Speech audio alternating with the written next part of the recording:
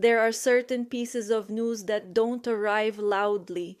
They don't come like a scream, they come like silence. And once they enter your life, you realize you will never be the same again. This story was shared with me by a woman who, for a long time, looked like she had a perfectly ordinary life. She was in her early 30s when everything began. She lived in a city that felt busy enough to keep you distracted, but quiet enough to make you feel invisible if you were already struggling inside. She worked in an office in a creative role, and she had that kind of appearance that makes people assume everything is fine. Always well dressed, always polite, always composed. She once said something to me that stayed with me. I've always been good at looking okay, even when I was falling apart. And perhaps that says a lot about the way many people live here. The habit of carrying on, the habit of staying calm, the habit of keeping everything neat and controlled, even when the heart is collapsing. She met him at a party, nothing dramatic, music, laughter, conversations that moved quickly, people holding drinks, everyone pretending to be more confident than they truly felt. He was charming in a quiet way, not loud, not flashy, but warm enough to make you feel chosen, the kind of man who knew how to talk without pushing too much. They started seeing each other and it quickly became a relationship. At the beginning, she felt safe because he seemed mature, responsible, kind, and over time, she did what many people do when they trust someone. She stopped protecting herself the way she used to. She believed love meant safety. She believed that if someone was calling you their partner, then there was no danger. And that belief is far more common than people admit. The relationship lasted a little over a year, and then he started getting ill. At first, it seemed simple, a cold that didn't go away, a cough that lingered. Then came pneumonia. And because he was a smoker, she assumed it made sense. She thought he just needs rest. He'll take antibiotics, he'll recover.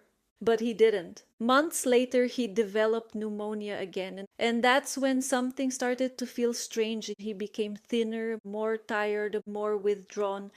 His energy disappeared as if someone had turned off the light inside him. And she began living in that confusing emotional state where you don't know whether you're truly worried or whether you're just overreacting. Because when you love someone, part of you always wants to believe things will be fine. His condition worsened quickly, and eventually he had to be admitted to hospital. She remembered the first time she walked through those doors, the smell, the quietness, the echo of footsteps, the sound of machines. She sat beside him and held his hand, and she told me, I can't explain it, but that day I felt like something much bigger was being hidden.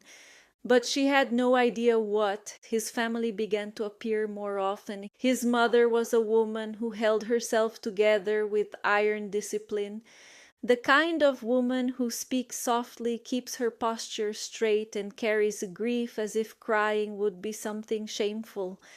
She greeted her son's girlfriend politely, but there was something in her eyes, a look of someone who knew more than she was saying. And slowly a tension began to build, like everyone was part of a play where the main truth was never spoken out loud. Her partner became worse. He was placed on a ventilator. And at that moment, reality became impossible to ignore. She started visiting almost every day. She kept going to work, but she was living on autopilot. She would take the train or the bus, walk into the hospital, wait, listen to doctors using complicated words. then go home. And at the end of the day, when she closed the door behind her, she would collapse in silence. And she didn't want to worry anyone. She didn't want to seem dramatic. So she cried alone, as so many people do. Until one day his mother asked to speak with her, not in the corridor, not in front of others, somewhere quieter, private. His mother looked exhausted, not just physically, emotionally exhausted, like someone who had carried a secret for far too long. And then she said something that changed everything. She said, "I need to tell you the truth because you deserve to know." The woman told me that in that moment she felt a cold sensation in her stomach, as if her body understood before her mind did. And then his mother continued that this isn't just pneumonia. He's been unwell for a long time. He's been hiding it, but he has HIV, and now he's in a very advanced stage.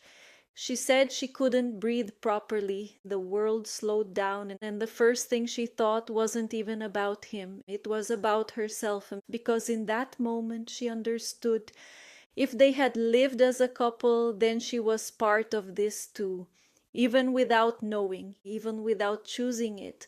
She told me something painfully human. I didn't find out when I took the test. I found out in that moment when his mother told me, because in that moment she already knew what the result would be. She didn't understand much about HIV. She only knew what stigma had taught her, and stigma always teaches fear. In her mind, HIV meant death. It meant isolation. It meant shame. It meant rejection. And it meant being seen as untouchable. And she didn't even have time to process it too, because she still had to walk back into that hospital room and look at the man she loved, and a man who was lying there unconscious and would never have the chance to explain anything.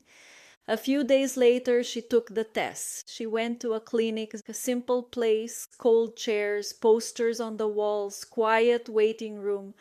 She sat down and waited, and when the result appeared, her heart stopped for a moment. Positive. She said she didn't cry immediately. She went silent because her mind couldn't form a reaction. The only thought that came was, I'm going to end up like him. She walked home slowly, and for the first time in her life, though, she felt afraid of existing, afraid of the future, afraid of being touched, afraid of being loved, afraid of telling anyone, afraid of being seen as dirty. And those thoughts are cruel, both so bone, but they are still far more common than people want to admit. She continued going to the hospitals, but over time something began to grow inside her. Anger, not loud anger, quiet anger, the kind that sits in your chest and burns. She thought, why didn't he tell me? And then she thought, what if he was terrified too? What if he was ashamed? And that placed her in an impossible emotional position, because she loved him, but she was hurt. She felt compassion, but she also felt betrayed. And guilt began to mix with grief. Near the end, she told me she couldn't cope with visiting anymore. It was too heavy. It felt like walking into death every day. So during one of her last visits, she stood close to his bed. He was unconscious. The machine was breathing for him. She held his foot because she couldn't bring herself to touch anything else. And she whispered in his ear. It wasn't a speech, it wasn't dramatic, it was a release. She said, I don't know if I can understand this right now, but I don't want you to go with anger. I want you to go in peace. And I hope that somewhere in another time we'll be able to talk. And then she left. That same day he died. And that's when the hardest part truly began, because the grief was unbearable, but grief wasn't the only weight. Now she had a secret, and it wasn't just a medical secret. It was a social secret, an emotional secret, a secret that changed the way she saw herself. She told me, I wasn't afraid of dying. I was afraid of being rejected while still alive. And that is the truth for so many people. The biggest fear isn't the virus. The biggest fear is the judgment. the change in someone's eyes, the silence, the subtle shift in tone, the way people step back emotionally and physically. She reached out for support. She found a doctor. She found psychological help. And slowly she began to understand that her story wasn't ending there. She began taking care of herself, following medical guidance, stabilizing, but emotionally, it still felt like she was living inside a shadow, because even when the body begins to recover, the mind takes much longer. The mind stays trapped in shame. The mind stays trapped in the belief that now she was less desirable, less worthy, less lovable, less of a woman. And that kind of belief destroys more than any diagnosis ever could. Sometime later, she met someone else, a colleague. They spoke during lunch breaks, they laughed together, they messaged each other casually, and one day something happened between them. And right after she felt regret, not because she didn't want him, but because she thought he doesn't deserve this. He deserves someone normal. And she said to me that this was one of the saddest thoughts she had ever had, because the problem wasn't him. The problem was the way she saw herself. She saw herself as damaged, as if she had been marked forever. She tried to distance herself, but he noticed. He kept reaching out until one day they were together and something unexpected happened. The condom broke. She panicked because she still hadn't told him. She had been preparing to tell him, but there never seemed to be a perfect moment, and she began to cry, real crying, the kind of crying that comes from years of fear. She told him everything. She told him about her partner who died, about the test, and about the shame, about the fear of being rejected, and about the terror of being seen differently. And she waited for his reaction as if she was waiting for a sentence. She told me those seconds felt like a lifetime. And then he said something she would never forget. He said, "I'm not going anywhere." And she assumed he was only trying to be kind, but then he continued, "What kind of man would I be if I walked away from you when you need support the most?" And she cried even harder, because in that moment she realized something deeply important. She had spent years preparing herself to be abandoned, but she wasn't prepared to be loved. They spoke calmly. He sought information. They took responsibility. They moved forward carefully, and over time they built a life, a real life, not perfect but possible.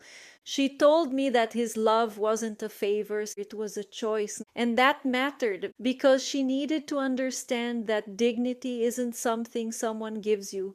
Dignity is something you carry, even when life tries to take it away. Years later, she became a mother, and what moved her the most was realizing that the dream she thought had died had not died. She looked at her children and thought, "I almost gave up on existing, and now I'm here." And with that came responsibility, because she knew ignorance still existed. Prejudice still existed, people who didn't understand still existed, and she didn't want anyone else to live under the same fear. She said, "I don't share this story to make anything seem small. I share it because I know what it feels like to believe your life is over when it isn't." Because the most painful part wasn't the diagnosis, it was the stigma, the silence, the shame, the feeling that she could never be loved again. If you're listening to this story and you felt a tightness in your chest, if you recognized yourself in the fear, in the shame, in the loneliness, I want to tell you something gently.